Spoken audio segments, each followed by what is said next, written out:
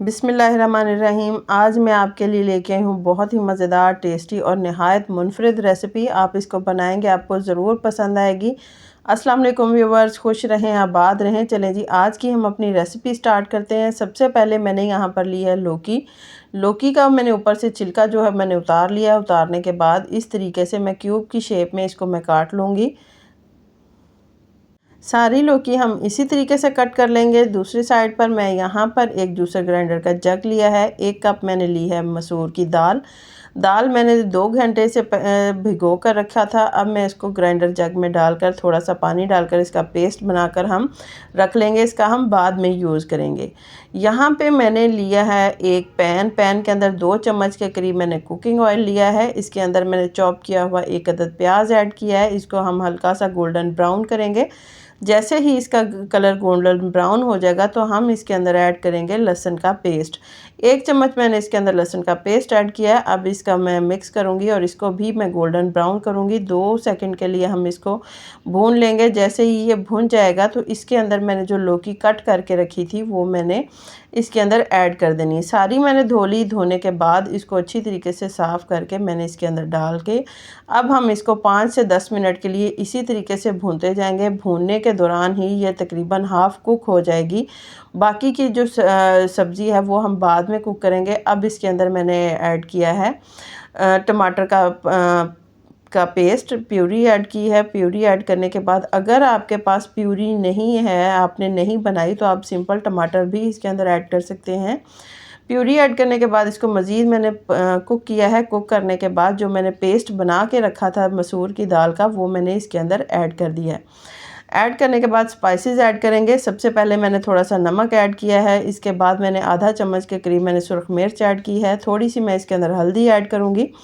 हल्दी ऐड करने के बाद थोड़ा सा मैं अदरक का पाउडर ऐड करूँगी और चाट मसाला इसके अंदर ऐड किया है। थोड़ा सा मैंने ज़ीरा, भुना हुआ साबुत ज़ीरा मैंने इसके अंदर ऐड किया और 1 चम्मच मैंने साबुत धनिया मैंने इसके अंदर ऐड किया है। इसके बाद इसको हम मिक्स करेंगे और अच्छी तरीके से मिक्स करेंगे ताकि दाल, वेजिटेबल और जो मसाले हैं वो सारे अच्छी तरीके से मिक्स हो जाए। मिक्स करने के बाद इसको मज़ीद हम 2 से 3 मिनट के लिए हम भून लेंगे।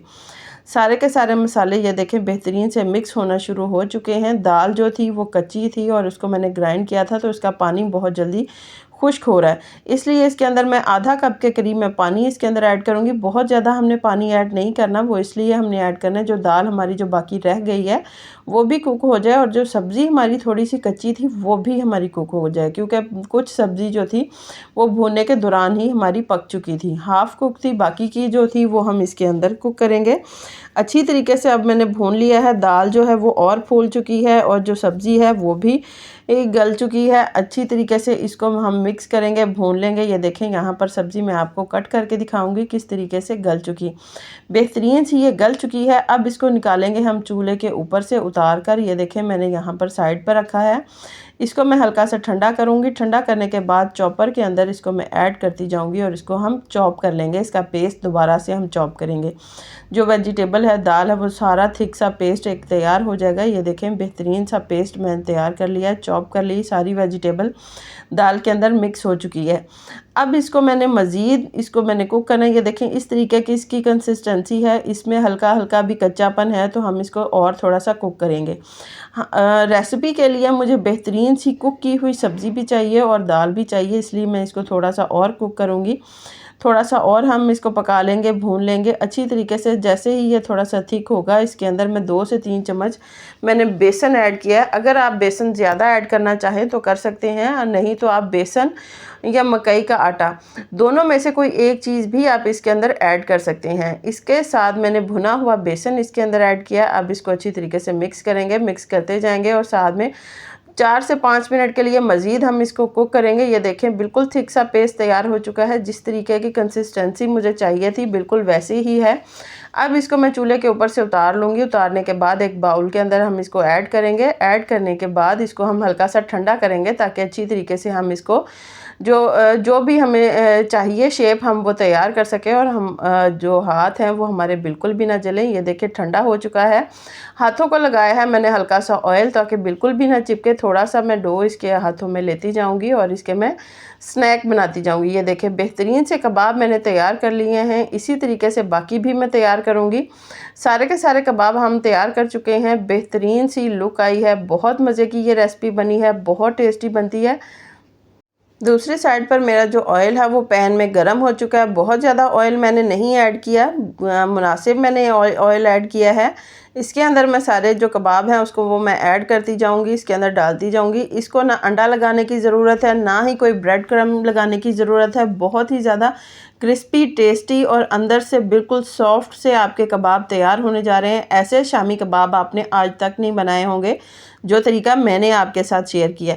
बहुत मज़े की ये रेसिपी बनेगी। इसी तरीके से हम इसको कुक करते जाएंगे। जैसे ही ये गोल्डन ब्राउन हो जाएंगे तो हम इनकी साइड को पलट देंगे। ये देखिए बेहतरीन से ये तैयार हो चुके हैं। अब दूसरी साइड से भी मैं इसी को गोल्डन ब्राउन करूँगी।